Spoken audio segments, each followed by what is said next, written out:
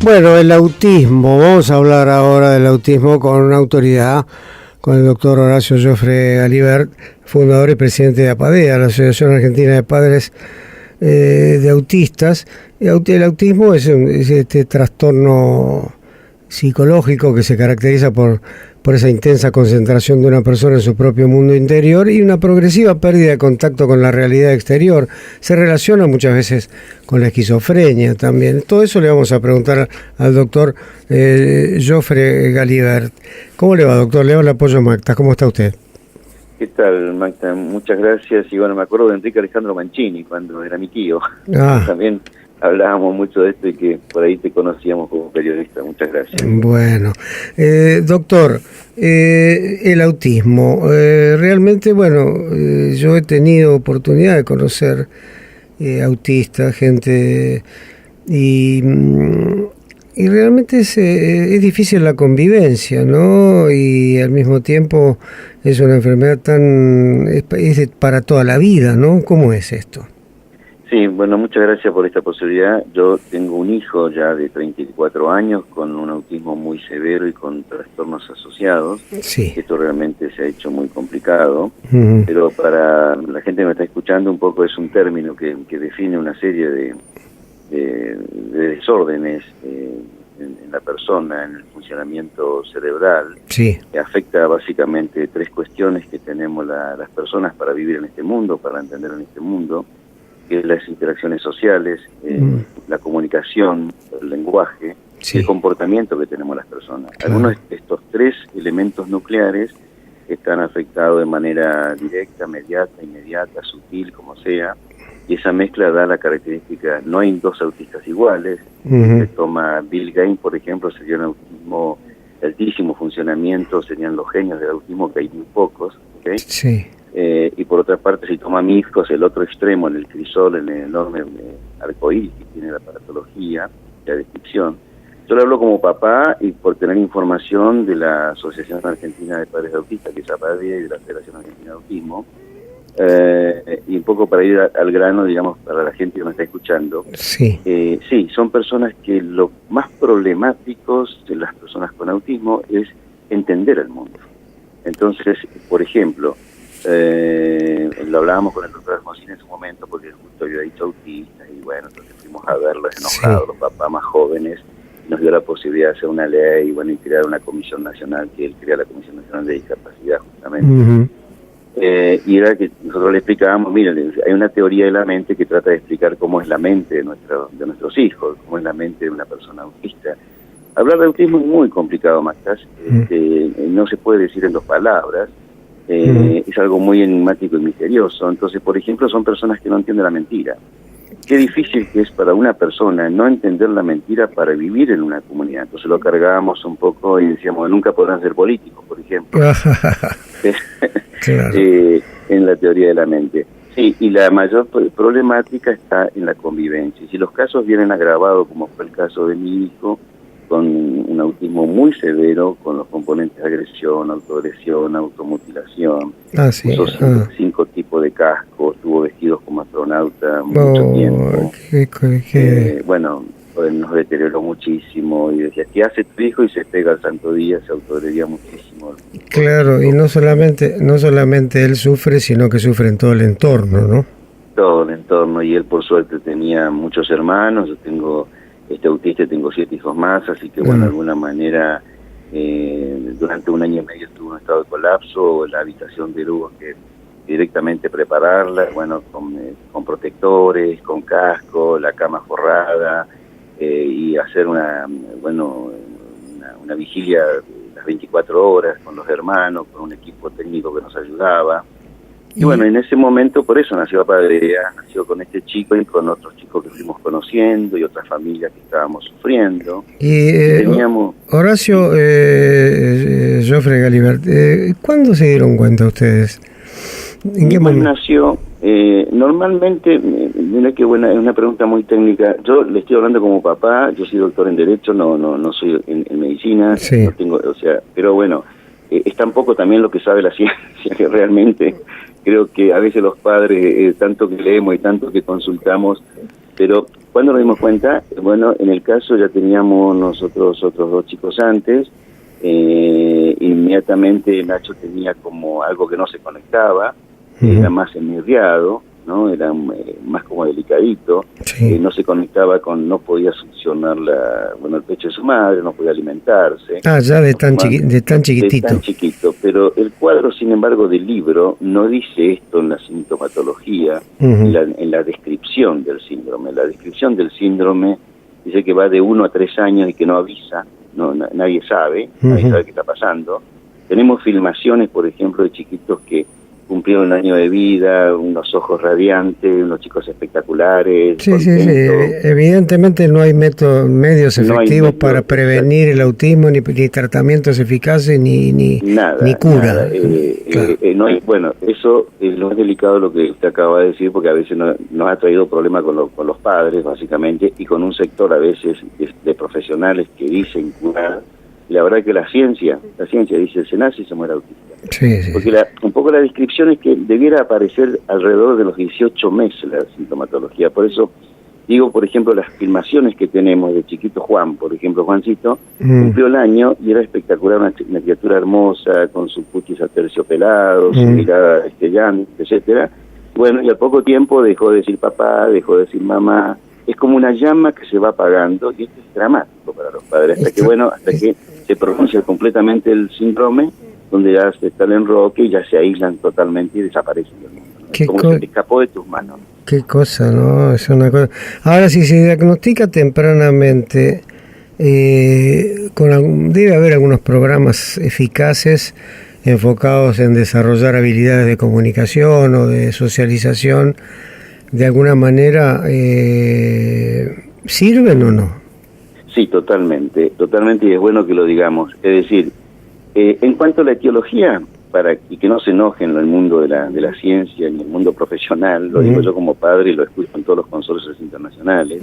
En cuanto a la etiología, estamos cuando salimos de España. No sabemos las causas, estamos de 1943, y ahí se ha evolucionado muchísimo, esto hay que reconocerlo por parte de la ciencia. Y lo que más hay es justamente métodos para socializar y para ayudar. Y cuanto más tempranamente se diagnostique, de tal manera que todos estamos de acuerdo en que el diagnóstico precoz, en la detección temprana, en todo este tipo de cosas, hay que fomentar. Porque cuanto antes detectemos la patología y cuanto antes se detecte el síndrome, digamos, hoy todos los métodos pasan más que nada por lo psicoeducativo. El problema nuestro no es tanto la cuestión de la salud, ¿sí? Más bien es el cuestión de la educación. El autismo encuentra mucho más respuestas y mucho más posibilidades de hacer una vida, un proyecto de vida a través de los sistemas educativos. Por supuesto que a Padilla lo primero que hicimos cuando estábamos en los años 80 acá, teníamos 2 cuestiones a resolver. Un hegemonismo médico-céntrico, asistencialista, mercantilista, digamos, los médicos no nos daban solución, ni la ciencia médica tampoco. Y además teníamos el psicoanálisis, culpaba a las madres, no todo el psicoanálisis, sino una leve corriente de interpretación de esto.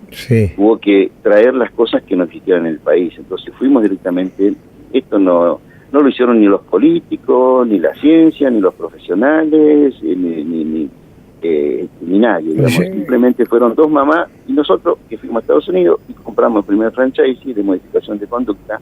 Esto era mala palabra porque era robotizar a nuestros chicos, traer sistemas cerrados prusianos de educación, ¿no? Esto es lo que llaman, en Estados Unidos lo llaman el ASD, ¿no? El autismo. Sí, hay muchas cosas, hay muchos productos, Magda. Hoy lo que más hay es un gran negocio, es un negocio espectacular el autismo. Cualquiera trae un invento, un sistema y lo vende, los padres se enganchan, por eso hacemos muy bien en hablar de esto, ¿no? Claro, porque yo lo que estoy leyendo, doctor Joffre, es la proporción que hay. Dice, actualmente se diagnostica con autismo a 1 de cada 68 individuos y a 1 de cada 42 niños varones, haciéndolo más común que los casos de cáncer, diabetes y SIDA pediátricos combinados. Fíjese que es un problema altamente importante. Pero por supuesto, fíjese usted, Magda, que Obama, siendo senador, con nosotros tuvimos la oportunidad, digamos, de conectarnos con algún equipo técnico de él, ya estaba preocupado si era presidente de los Estados Unidos, porque él empezó a ver qué cosas eran problemáticas, ¿no?, en el sistema de salud, y descubre que era el autismo. Él se especializó en autismo. Sí. Nosotros le tenemos un gran respeto al expresidente Obama, como sociólogo, como estudioso, como doctor en Derecho, etcétera. Y bueno, directamente hizo un estudio en ese momento, estoy hablando hace muchos años, y ya le daba de cada 130 americanos uno con este problema. Y entonces puso cuidado, y le debemos mucho al expresidente Obama. No sé cómo será como presidente político, pero en esta patología él se preocupó, y lo último que dejó, los últimos $100 millones fue para la investigación. Sí. Fíjese que el presidente del país más poderoso de la Tierra ya se preocupó. Porque, y esto fue creciendo, porque en la medida en que se hace concientización, se dan mejores tratamientos, mejores diagnósticos, hay más cultura, se baja el conocimiento y transmisión de conocimiento, hoy hay mucha información. Obviamente, bueno, como digo, también se convirtió en un gran negocio, ¿no? Entonces, esto es lo que tenemos que, de alguna manera, manejar, y las asociaciones de padres tenemos la obligación de auditar esto y, bueno, de esclarecer ciertas cosas y ciertos conceptos, como esta cuestión de la prevalencia. Sí, la verdad que lamentablemente es alarmante la manera como ha crecido el autismo en el último tiempo. Y lamentablemente no se sabe por qué ha crecido. Sabe, ese es el tema.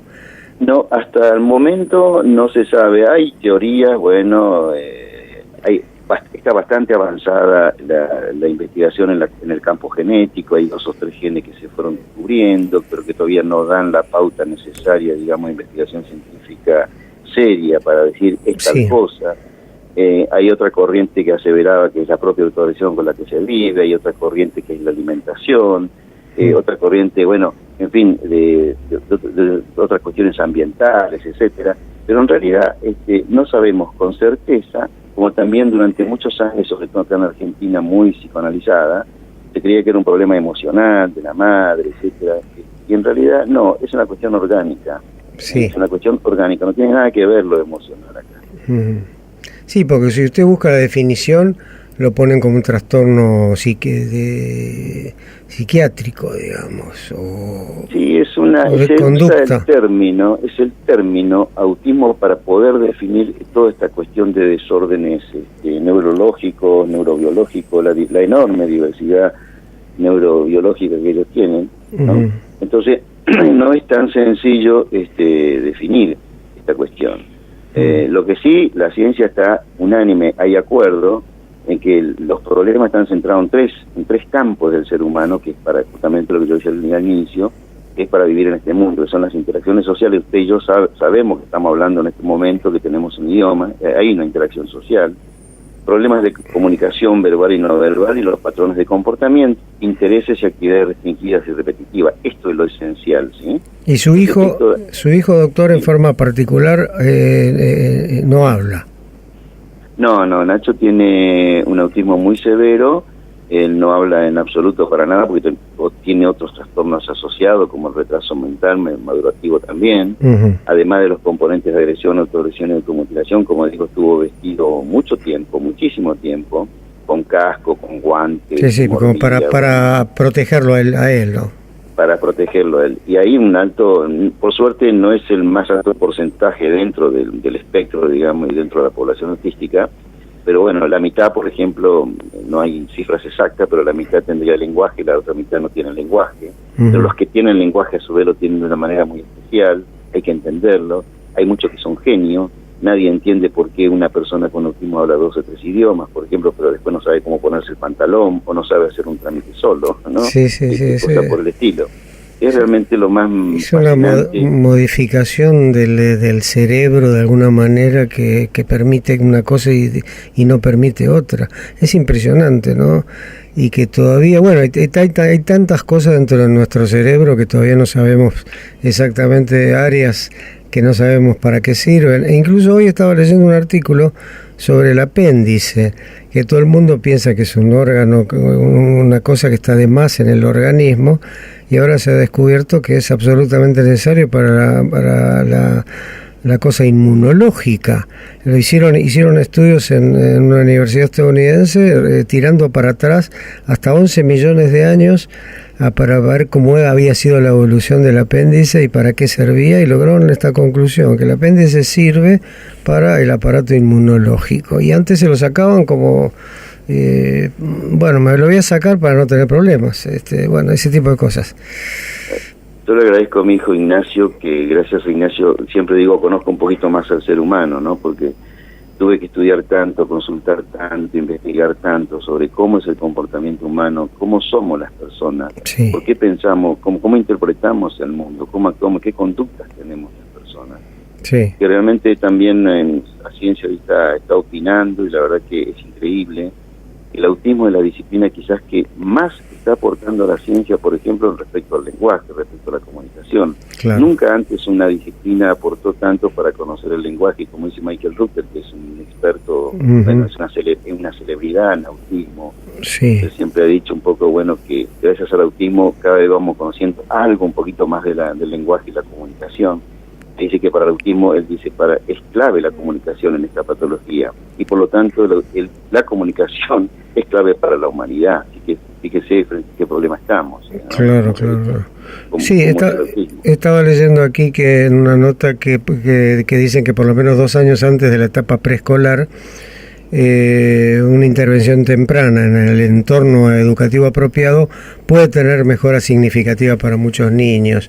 Quiere decir que cuanto más difundamos esto, las personas que tienen niños chiquititos que advierten este problema pueden comenzar de alguna manera a actuar como para que esto no sea tan dañino y tan duro, ¿no? Sí, por suerte hay toda una buena movida en este momento en los ámbitos científicos, incluso en las políticas públicas, de que esté en el PMO. Si logramos que esto funcione dentro del PMO, la detección a los 18 meses se le pasa una especie como de preguntas a los padres y demás, que se llama el sistema chat.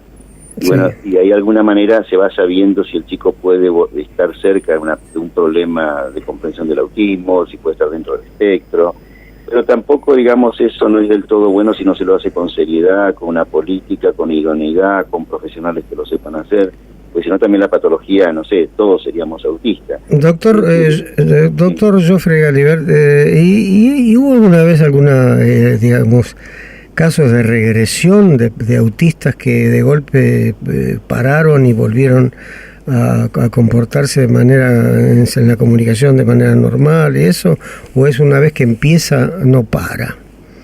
No, con buenos tratamientos, por ejemplo el caso de mi hijo, sí hay regresiones.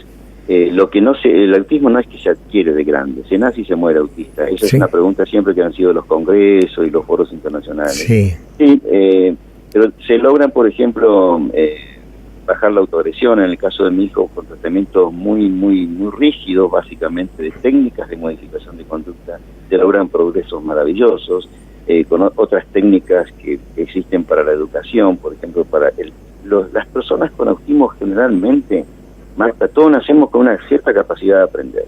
Nuestros hijos o los autistas, esa es la capacidad que no tienen. Entonces, normalmente, en lo general, hay que enseñarle el mecanismo del cómo aprender. Claro. Y esto es lo fascinante para el sistema de la educación. Por eso, en nuestro país ya no estaba atendido por el sistema de salud y directamente estaba expulsado por el sistema educativo. ¿Qué logramos con la venida de la democracia para acá y con todas las leyes que hicimos, etcétera? Logramos que poco a poco se vaya absorbiendo por el sistema educativo. Tenemos los mejores profesionales del mundo. Y hoy, como digo, los padres, ¿qué queremos? Elegir entre un sistema de salud, un sistema de educación para nuestros hijos, queremos un sistema de educación que lo pueda reeducar a la persona con autismo, que pueda socializar, que pueda hacer una vida más o menos convencional, que pueda entender el mundo, que pueda tener acceso. El problema, a veces, discutíamos justamente, no lo tienen las personas con autismo, las personas con discapacidad. El problema lo tiene la sociedad. La sociedad en algún momento debiera entender toda esta problemática, cómo somos los seres humanos. No sé si respondo a su pregunta. Sí, responde perfectamente.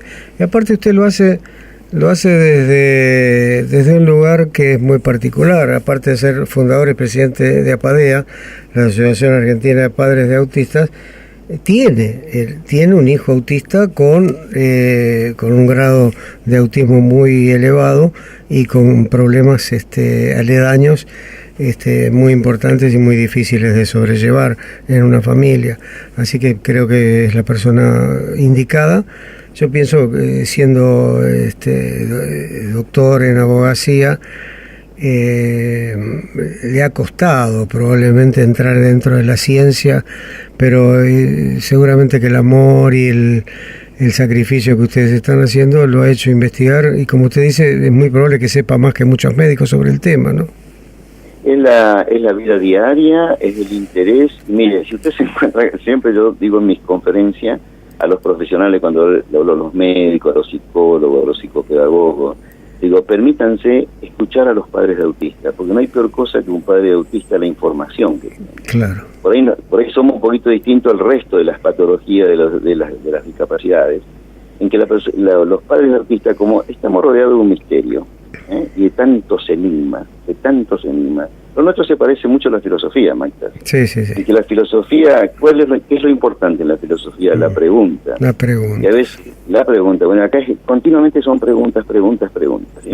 Y no tenemos casi respuesta, porque el caos en que nos sumerge un hijo con autismo, cuando nos mira con sus ojitos y nosotros no podemos interpretar qué es lo que quiere, qué es lo que está interpretando de este mundo, él no entiende este mundo. Él sabía, ustedes no entienden y ustedes saben que él tampoco.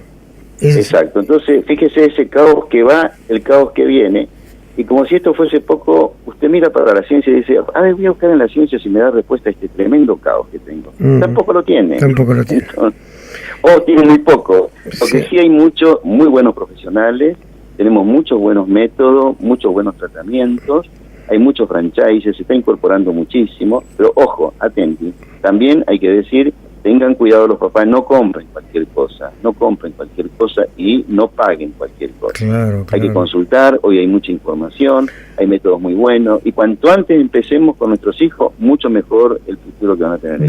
Deme por favor, doctor Jofre Galibert, deme por favor un mail o una página que tenga Apadea, por si hay alguien que está escuchando necesita interiorizarse de alguna cosa. ¿Lo tiene a mano? Apadea, no, usted sabe que no lo tengo a mano. Bueno, pero Apadea se escribe... No hay problema, lo van a buscar.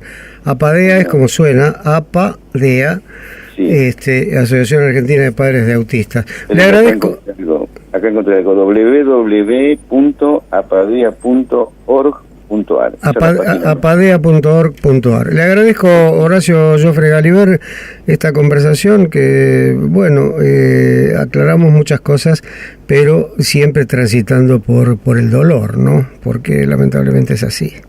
Pero hay que buscar el derecho a la felicidad, y en eso estamos apostando también, que nuestros hijos queremos que sean productivos, independientes y felices. Y hay un derecho a la felicidad que es posible hacerlo. Y con lo que usted está haciendo, Magda, con su ejemplo, como este es el periodismo que queremos y que favorece el derecho a la felicidad, no solamente a las personas con autismo y discapacidad, a todas las personas. Así que en nombre de lo que represento, un abrazo grande a todos ustedes. Un abrazo, muchas gracias, doctor.